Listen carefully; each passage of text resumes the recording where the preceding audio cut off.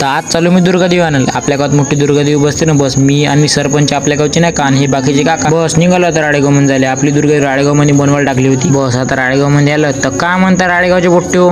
खाली उतरलो आता बस. आता इकडे दुकानात आलो. आता दुर्गादेवी पाहिले आता कुठं ठेवून येतं. हे आपले पोट्टे आपल्या कॉलेजचे मित्र आले होते इकडे. आपल्या गावचे सरपंच आले. आता पाहुण्याचं पोट्टे आपल्या गावचे सरपंच नसन पाहिलं कोणी का.